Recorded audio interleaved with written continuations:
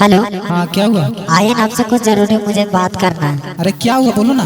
पहले आइए ना, आपसे कुछ जरूरी बात करना है। अच्छा ठीक है, कहाँ पे आवे हैं? आइए ना बगल पे। ठीक आ रहे हैं।